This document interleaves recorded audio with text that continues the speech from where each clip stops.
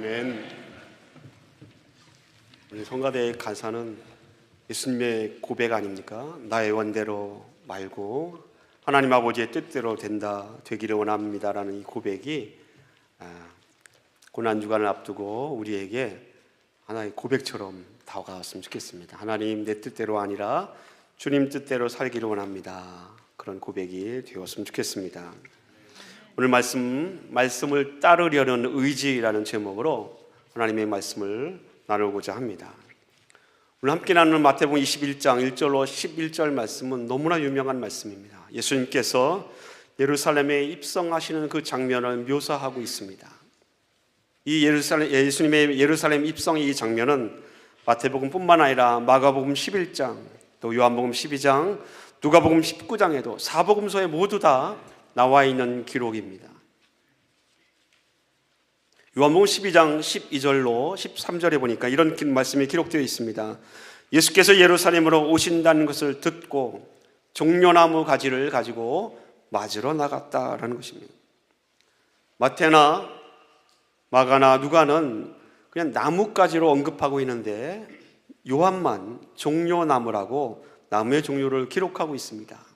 아마 그래서 예수님께서 부활하신 일주일 전, 바로 오늘이 팜 선데이 종려주일이라는 말로 교회가 지키고 있는 것이 아닌가 생각이 듭니다. 오늘은 종려주일입니다. 예수님께서 십자가에 못 박히시기 전 바로 5일 전입니다. 그런데 오늘 이 종려주일에 십자가에 돌아가시기 5일 전, 오늘 예수님께서 제자들과 함께 하실 때에 아주 이상한 명령을 하셨습니다. 그 이상한 명령이란 예수님이 예루살렘에 한 번만 방문하신 것이 아니라 여러 차례 방문하셨는데, 이상하게도 그동안 3년 동안에 같이 있는 동안에 한 번도 하셨던 적이 없는 명령을 오늘 하신 것입니다. 그 명령은 무엇인가 하면 예수님께서 예루살렘 가까운 감난산 기슭 백바가에 이르셨을 때에 두 제자를 마을로 보내시면서 시작됩니다. 두 제자를 마을로 보내시면서 이렇게 말씀하셨습니다. 마을에 나가면 나귀가 그 새끼와 함께 묶여 있는데 그 나귀를 끌고 오라는 것입니다. 주인도 아닌데요. 혹시 누군가가 왜 끌고 가느냐고 막으면 누가 무슨 말을 하거든 주가 쓰시겠다라고 그렇게 하면 그 나귀를 내어줄 것이라고 주님이 말씀하십니다. 제자들이 예수님의 말씀을 듣고 마을로 들어갔습니다. 그리고 예수님이 가르쳐 주신 대로 그대로 했더니 정말 신기하게도 나귀를 순순히 내어주는 것입니다. 그리고는 그 끌고 온 나귀의 등에 제자들이 겉옷을 벗어서 그 위에 예수님께서 앉으시고 예루살렘으로 들어오십니다. 그런데 예수님께서 예루살렘에 들어오실 때에 성경은 소동이 났다라고 기록하고 있습니다. 성경 말씀에는 난리가 난 것입니다. 왜냐하면 사람들이 그냥 예수님을 맞아들인 것이 아니라 환호성을 지르고 또 예수님을 칭송하면서 예수님이 예루살렘에 들어오시는 것을 환영했다라는 것입니다. 본문 21장 9절에 보니까 이렇게 칭송합니다. 호산나 다윗의 자손이여 찬송하리로다. 주의 이름으로 오신 이여 호산나 하리로다. 호산나, 우리를 구원하소서, 우리를 구원하소서라고 찬송하면서 예수님을 찬양하고 있고 칭송하고 있는 것입니다. 뿐만 아니라 그 일로 인하여서 10절 말씀에 보니까 예수께서 예루살렘에 들어가시니 온 성이 소동하였다라고 기록하고 있습니다. 시끌벅적하고요, 어떤 쪽에서는 찬송하고요, 친송하고요, 외치고요, 또 저 사람이 누군가에 대해서 소동이 일어난 것입니다. 마태, 마가, 누가, 요한복음에 기록된 이 사건을 종합해서 볼 때에 예수님의 사역에 있어서 이 사건 하나의 전환점이 되는 사역이기도 합니다. 다시 말하면 하나의 사역의 터닝 포인트입니다. 예수님께서는 공생의 사역을 하시면서 제자들과 특별히 허락된 일부 사람들을 제외하고는 누구에게도 당신 자신이 그리스도 메시아이심을 공개한 적이 없습니다. 도리어 예수님이 메시아다는 사실이 알려질까 봐 숨기라고까지 그렇게 말씀하셨습니다. 마태복음 16장 20절에 보니까 이렇게 기록되어 있습니다. 이에 제자들에게 경고하사 자기가 그리스도인 것을 아무에게도 이르지 말라. 자기 자신을 숨긴 겁니다. 내가 그리스도 메시아임을 말하지 말라라는 것입니다. 마태복음 17장 9절 말씀에도 예수께서 명하여 이르시되 인자가 죽은 자 가운데서 살아나기 전에는 본 것을 아무에게도 이르지 말라. 자신을 숨기셨습니다. 지금까지 자신을 숨겨 오셨는데, 그렇기 때문에 예수님에 대해서 아는 사람들은, 소문을 들어서 아는 사람은 예수, 그는 저 시골 갈릴리 구석에 있는 목수의 아들이지, 아마 이 정도까지 아주 얕게 알았을지도 모릅니다.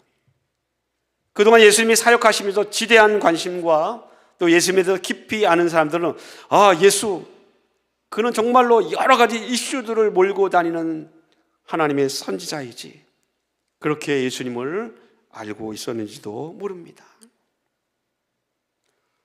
또 한 가지는 예수님께서 예루살렘에 입성하시기 전에 죽은 자를 살렸다라는 소문이 돌기 시작했습니다. 죽은 사람을 살렸던 그 소문을 들었던 사람들은 아마 예수님이 들어오시는 것을 누구보다도 가까이서 보고 싶고, 그분이 우리를 구원할 자라는 것을 아마 찬양하면서 주님을 맞이했을 것입니다. 예수님께서 예루살렘에 입성하시는 그 성경에 묘사된 이 장면들은 예수님뿐만 아니라 그 당시에 많은 사람들이 이런 모습에 아주 익숙한 장면입니다.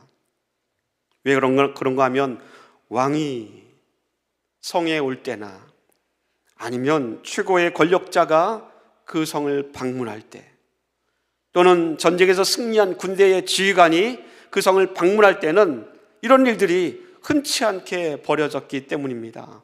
말을 타고 마치 개선장군처럼 왕이나 군대의 지휘관이나 권력자가 들어올 때에 사람들이 나가서 환영했습니다. 그런데 그러한 최고의 권력자가 말을 타고 당당하게 들어오는 것과는 다르게 예수님은 지금 나귀를 타고 들어오고 있습니다. 그런데 나귀를 타고 들어온 예수님을 향하여 많은 군중들이 환호성을 지르고 호산나를 외치며 찬양하고 있습니다. 그러니 예루살렘 성에 소동이 일어날 수밖에 없습니다.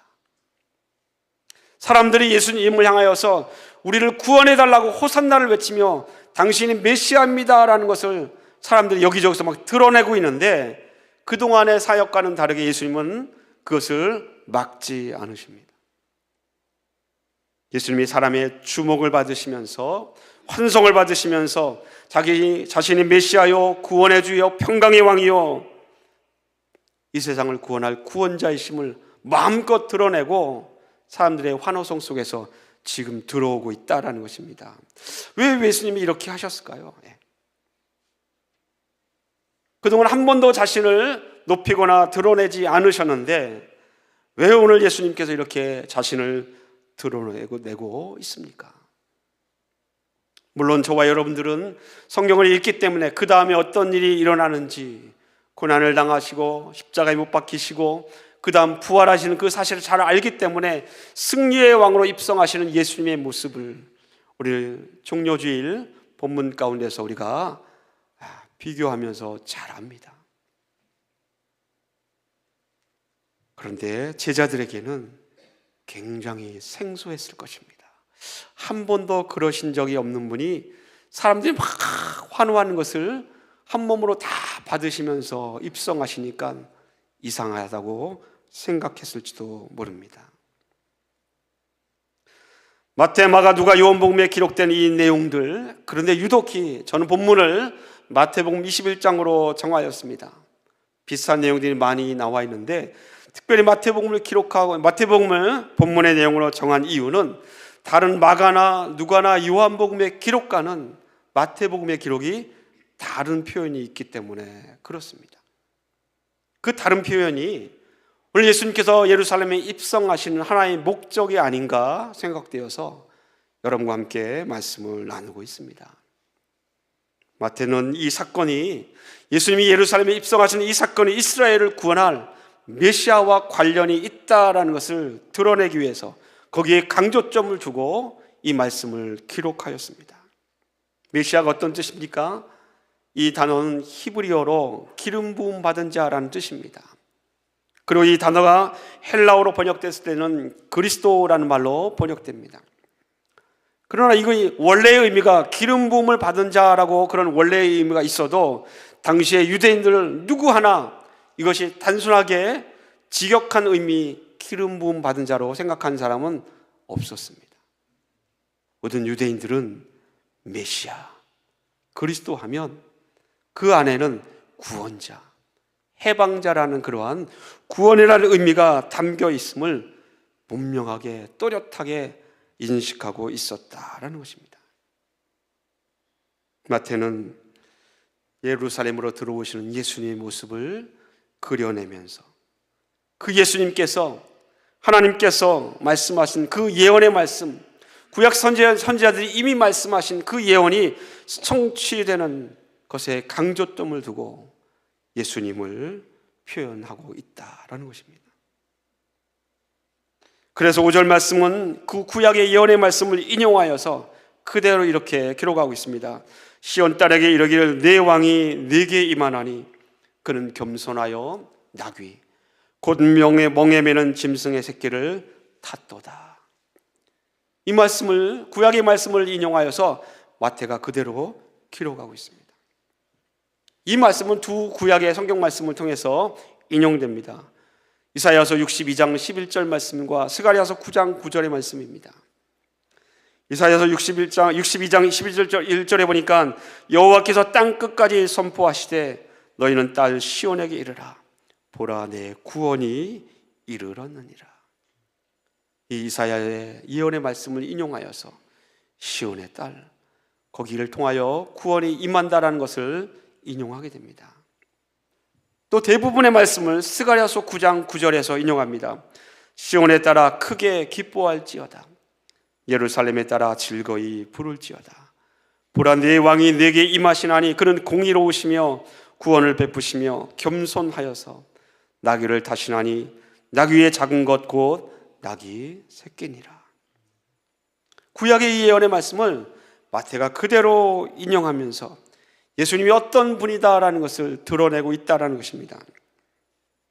그냥 드러내는 것이 아니라 마태는 이 구약의 그 예언의 말씀을 성취하시는 예수님, 그 말씀을 이루시는 예수님, 의도적으로 강조하면서 드러내고 있습니다. 마태는 다른 복음서에는 없는 표현을 써가면서 예수님이 어떤 분임을 드러내는데, 특별히 4절 말씀에 이렇게 기록되어 있습니다. 우리 한번 다 같이 한번 이 말씀을 읽어보겠습니다. 시작. 이는 선지자를 통하여 하신 말씀을 이루려 하심이라 일러스되. 어떤 표현입니까? 예수님이 어떤 분이다라는 것을 구약의 말씀을 통해서 인용하는데 마태가 거기에 4절에 이렇게 그 인용하는 이유를 들고 있습니다. 예수님이 어떤 분입니까? 그분은 선지자를 통하여 하나님이 하신 말씀을 이루시는 분입니다 라고 그렇게 기록하고 있다라는 것입니다. 지금 예루살렘으로 입성하신 주님, 왜 예수님이 이런 일을 허용하시고 또 왕처럼, 승리의 왕처럼 입성하시는가? 선지자로 하신 말씀을 이루기 위해서 주님이 그렇게 하셨다라는 것입니다. 마태는 초대교회 독자들에게, 그리고 2000년이 흘러서 이 말씀을 읽는 저와 여러분에게 예수님의 모습이 어떤 분인가를 우리에게 이 말씀을 통하여서 증거하고 있습니다. 예수님은 하나님의 뜻, 하나님이 말씀하신 하나님의 계획을 조금의 오차도 없이 또 한치의 차질도 없이 그대로 말씀 따라 수행하고 있는 하나님이 보내신 자임을, 그것을 이루기 위해서 주께서 이렇게 하셨다라는 것입니다. 예수 그리스도, 그분은 선지자를 통하여 하신 말씀을 이루려 하신 분입니다. 예수님은 하나님의 말씀을 이루는 그 말씀대로 따라 행하려고 하셨던 분, 그분이 바로 예수 그리스도입니다. 그분은 창조 때에 하나님과 함께 창조에 동참하셨습니다.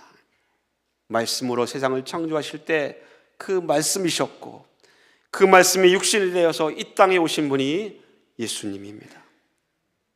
겸손하여서 나귀를 타고 멍에를 매는 짐승의 새끼를 타고 입성하시지만, 그분은 하나님께서 구원을 이루기 위해서 예수님을 어떻게 사용하실지를 자기의 삶을 통해서 그대로 보여주신 분이 바로 우리가 믿는 예수 그리스도입니다. 아마 예수님이 그렇게 들어오실 때에 그 군중들의 많은 사람들은 자기가 보고 싶은 대로 예수님을 생각했을 것 같습니다. 그런 말이 있지 않습니까? 아무리 나는 이런 사람입니다 라고 보여주고 싶어도 사람들은 내가 보고 싶은 대로 보는 경향이 있지 않습니까? 보여지는 대로, 내가 보고 싶은 대로 생각하고 그렇게 봅니다. 예수님을 환호했던 그 그들은 예수님을 향하여서 자기 민족이 로마의 식민지로 있고 속고구리는 그 상태에서 저분이 이 나라를 구원할 구원자이다, 횡포로부터 건져내는 구원자이며 또 전투적으로 또는 영웅적인 면모를 갖춘 그러한 정치적인 메시아로 예수님을 기대했을지도 모릅니다. 근데 예수님은 사람들의 기대와는 전혀 다른 메시아의 행보를 걷지 않습니까? 우리가 잘 알고 예수님이 걸으셨던 예수님의 길은 어떤 길입니까? 그분은 수고하고 무거운 짐진 자들의 죄의 짐을 대신 지신 그리스도였습니다. 예수님은 비록 멍에를 마고 가는 그 짐승처럼 힘들고 어려운 길이지만 그 길을 묵묵히 걸어가신 고난받는 종의 길을 가신 분이셨습니다. 세례 요한이 일전에 말씀하였듯이 저분은 세상 죄를 지고 가는 어린 양이다라고 그렇게 언급하였듯이 주님은 속죄의 양, 어린 양이 되셔서 저와 여러분 모두의 제 죄를 짊어지시고 골고다 언덕으로 십자가를 지고 올라가신 분이 예수 그리스도입니다. 저와 여러분이 하나님 사이에 아주 막혔던 담이 있는데 그 담을 완전히 헐어버리시고 평화를 이루신 분이 예수 그리스도입니다. 오늘 종려주일을 맞이하여서 그분을 마음속에 담을 수 있는 복된 성도들 되시기를 예수님의 이름으로 축원을 드립니다. 말씀을 맺습니다. 사람의 생각과 내 뜻대로, 내 생각대로가 아니라 주님처럼 여러분 생각했으면 좋겠습니다. 예수님은 자기의 생각과 뜻이 아니라 하나님의 뜻과 생각, 하나님의 말씀을 이루기 위해서, 그 말씀대로 따르기 위해서 이 땅에 오셨고 그대로 수행하셨습니다. 주님의 말씀을 지키기 위해서, 말씀을 따르기 위해서 최선을 다하셨다면 이 자리에 있는 우리 모두가 우리를 향하여서 나는 그리스도인이다 라고 답하지 않습니까? 그리스도인이 어떤 존재입니까? 예수님을 따르는 자가 그리스도인 아닙니까? 그렇다면 우리들도 주님이 가신 그 길을 마다하지 않고 따라갈 수 있는 성도가 되시기를 예수님의 이름으로 축원을 드립니다. 여러분께 한 가지 질문을 드리고 말씀을 마칩니다. 우리 사랑하는 성도 여러분, 예수님처럼 말씀을 따르려는 의지가 여러분에게 있으십니까? 그렇다면 오늘 이 시간에 말씀을 지켜내리라, 내가 말씀대로 살리라, 말씀대로 행하리라 하는 믿음의 선한 의지와 결단이 여러분 안에 채워지기를 예수님의 이름으로 축원을 드립니다. 기도하겠습니다. 은혜와 사랑이 풍성하신 하나님 아버지, 우리의 몸과 우리의 마음이 너무나도 연약합니다. 거친 세상 가운데서 이리 흔들리고 저리 흔들립니다. 그러나 오늘 예수님께서 하나님의 말씀을 성취하시기 위해서 말씀대로 예루살렘에 들어가셨고 하나님의 뜻을 따라서 고난의 십자가를 지셨고 하나님이 약속하시고 준비해 놓으신 대로 부활이라는 놀라운 역사를 이루셨습니다. 하나님 아버지, 오늘 종려주일을 맞이하여서 우리 마음속에 말씀대로 따르겠습니다, 말씀대로 살겠습니다, 말씀대로 행하겠습니다라는 결단이 우리 안에 굳게 세워질 수 있도록 주여 인도하여 주시옵소서. 하나님만을 바라보며 한 주간을 지내며 주님만을 의지하여 하나님 믿음 안에 세워지는 거룩한 성도가 되기를 간절히 소원하며 예수님의 이름으로 기도드리옵나이다. 아멘. 찬송가 456장